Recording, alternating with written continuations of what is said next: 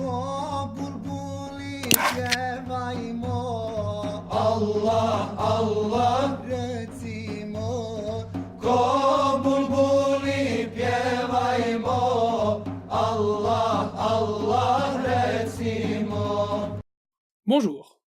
L'idée pour nous ici est de vous montrer la diversité des religions se revendiquant de l'islam. La définition de religion que nous avons choisie est celle que la religion serait un ensemble déterminé de croyances et de dogmes définissant le rapport de l'homme avec le sacré. Mais avant de commencer, il faut que vous sachiez que nous considérons la croyance comme un acte personnel. Ici nous allons parler d'histoire et de différences théologiques, et non pas de croyances. La culture sur les religions que nous allons ici apporter n'est pas nécessairement connue du croyant. Le croyant n'a pas nécessairement étudié la théologie et l'histoire de sa religion, ce qui ne fait pas de lui un mauvais croyant. La croyance est souvent séparée de la théologie et de l'histoire d'une religion. Il n'y a pas de bon ou mauvais croyant. On croit en ce qu'on souhaite croire, que cela vienne de choix, de besoins, d'une culture, d'une famille ou de l'influence d'une personne. Aussi, n'exigez pas d'un croyant qui se dit musulman de connaître ce que nous allons développer ici. Beaucoup de gens semblent s'intéresser à l'islam grâce ou à cause des événements politiques qui animent et ensanglantent le Moyen-Orient. Je voudrais pour ma part croire à un effet Laurence d'Arabie, une sorte de continuité des fantasmes occidentaux sur le Moyen-Orient, les mille et une nuits et un passé glorieux d'une période interprétée comme un âge d'or par tous ceux qui ne l'ont pas connu. Pour expliquer tout ça, d'abord faisons un peu d'histoire. Car pour les religions issues de l'islam, l'histoire raconte les séparations et les divisions qu'elles vont connaître dans leur propagation.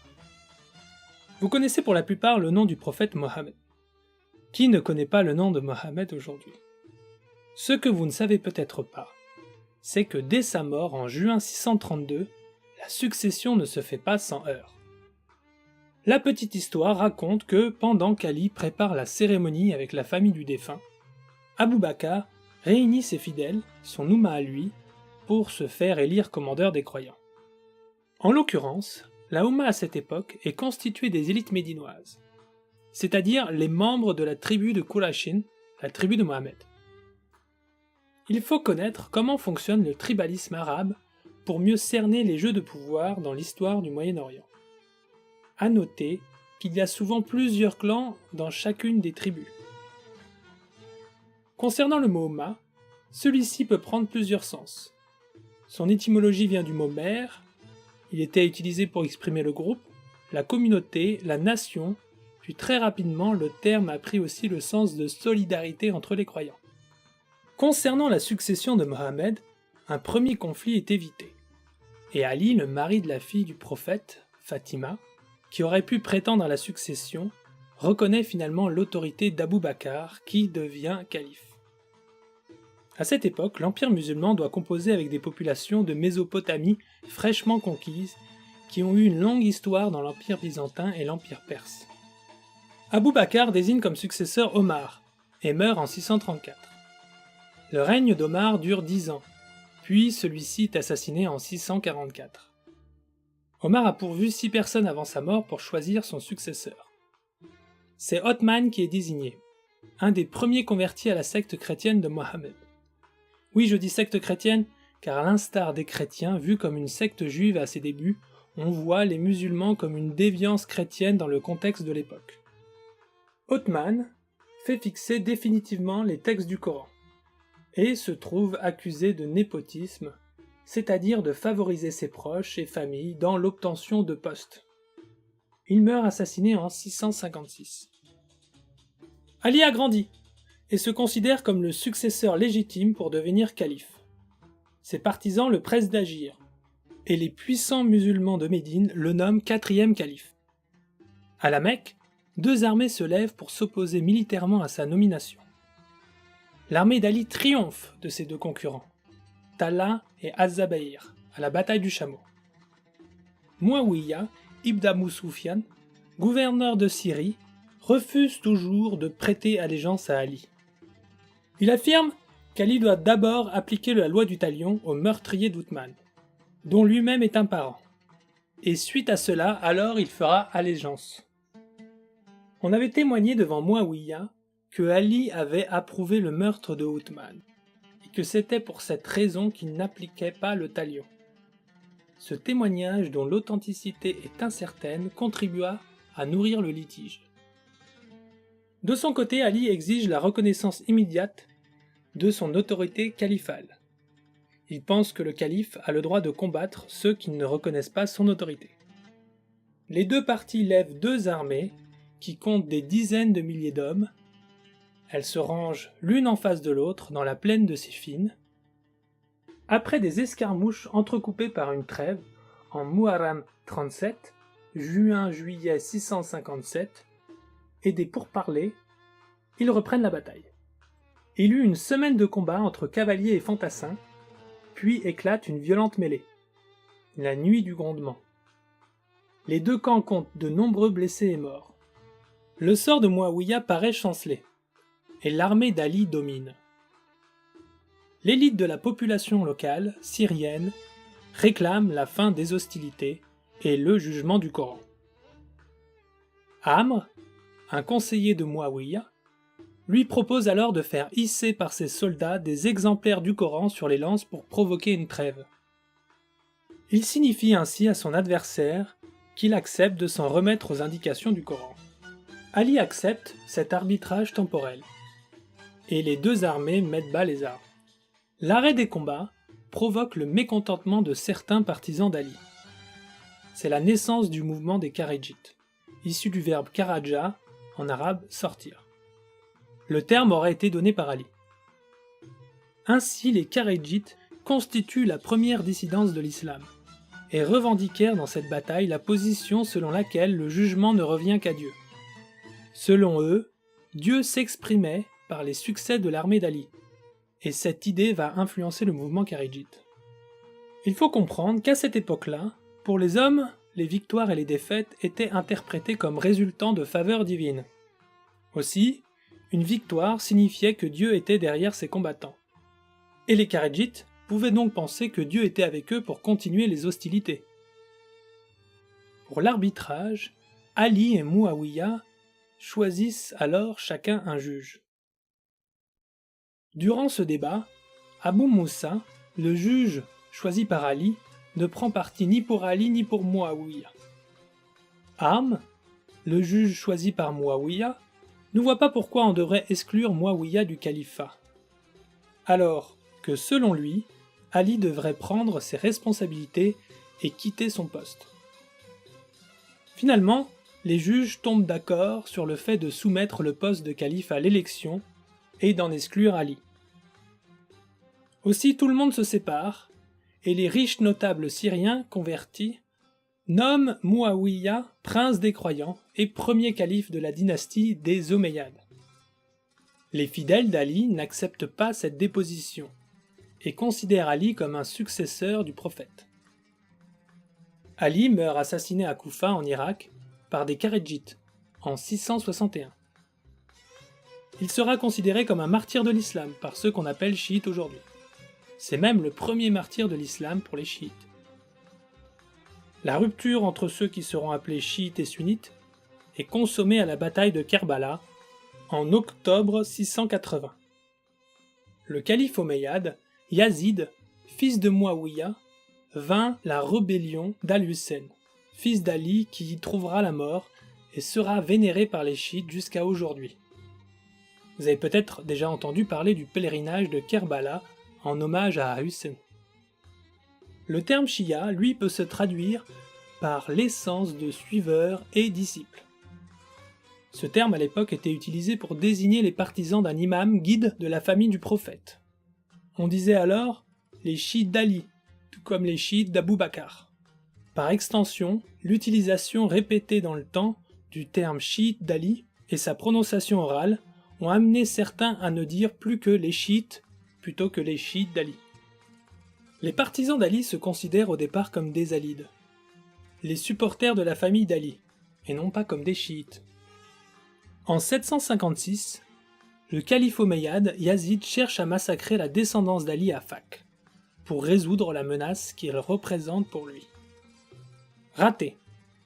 Un alide réussit à s'échapper et part aux confins du monde musulman, dans les territoires récemment conquis du Maroc, où il sera reconnu comme plus légitime que le calife omeyyade Yazid. La dynastie idrisside chiite dirigera le Maroc de 788 à 828. Après cela, le Moyen-Orient va connaître de nombreux retournements. Les Alides, descendants directs, indirects ou moraux, vont essayer de faire leur jeu dans le califat omeyyade, puis dans le califat abbasside, qui lui commencera en 750. Un exemple. À la fin du IXe siècle, l'agitation chiite secoue tout le Moyen-Orient. Un imam caché de la secte ismaélienne, Obaïd Allah, déclarant appartenir à la descendance du prophète par sa fille Fatima, usa de propagande pour gagner les faveurs de Berbères de Tunisie faisant le pèlerinage à la Mecque. Ces Berbères lui permettent la conquête de Kérouan en Tunisie. De Kérouan, il met fin à la dynastie des Aghlabides et occupe la Tunisie. L'homme se fait passer pour le Mahdi, attendu par tous les chiites, c'est-à-dire descendant d'Ali ou héritier légitime. Grâce à ses soutiens, il part à la conquête de l'Égypte pour ensuite créer le califat fatimide chiite qui s'étend de l'Égypte au Maroc. Le califat fatimide durera de 909 à 1171 de notre ère. Un autre mouvement particulier, se revendiquant de l'islam, fait son apparition au XIIe siècle. Ces groupes sont appelés soufis, du nom du manteau de laine de mauvaise qualité que portent ces ascètes. Inspirés de l'ascétisme chrétien, juif et bouddhiste, les confréries soufis proposent de nouvelles formes de pratiques. Les soufis cherchent à se rapprocher le plus possible de Dieu. Comme Mohammed, lors de son voyage céleste après être parti du dôme du rocher à Jérusalem. Les soufis croient au sens caché du Coran, et sont donc en désaccord avec une interprétation littérale des textes religieux. Les premiers ordres sont originaires de Bagdad, le Sourawardiya et le Qadiriya. Puis au XIVe siècle, d'autres ordres différents se répandent dans le monde musulman. Il est difficile de véritablement différencier toutes les croyances musulmanes. D'une part, car les écoles sont diverses, puis parce qu'il n'y a pas de véritable homogénéisation hiérarchique des savoirs des imams. Un mouvement dit chiite peut s'accorder sur une question avec un mouvement dit sunnite, alors qu'un autre mouvement dit chiite peut avoir un avis opposé à la question. Les sujets qui divisent les religions musulmanes sont multiples.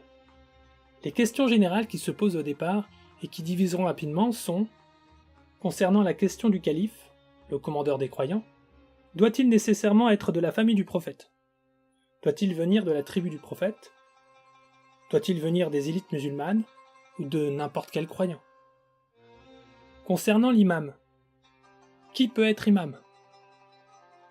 Concernant les textes religieux, la question des hadiths. Les hadiths sont des écrits prêtés à la parole de Mohammed, rapportés par d'autres. Quels hadiths reconnaît-on pour vrais, et lesquels reconnaît-on pour faux ? Ou encore d'autres points généraux, comme est-ce que l'homme a un choix dans l'exercice de ses actes ? Ou est-ce Dieu qui les choisit pour lui ? Ou y a-t-il un partage entre Dieu et l'homme ? C'est la variété de ces interprétations qui va créer les différences théologiques. Les écoles sunnites vont réussir à se rejoindre sur des points centraux, et se voient plus proches idéologiquement que vis-à-vis des croyances chiites. À savoir que la question politique est déterminante dans ces choix. On remarque des correspondances entre l'ère culturelle d'un territoire et le choix de la séparation religieuse qui va lui permettre de protéger sa culture des influences extérieures. C'est le cas des Perses, comme des Berbères du Maghreb et beaucoup d'autres. Les divisions sont parfois arrangeantes. Afin de justifier une scission d'ordre politique, c'est-à-dire motivée par des intérêts pragmatiques, on justifie alors spirituellement la scission par des motifs religieux.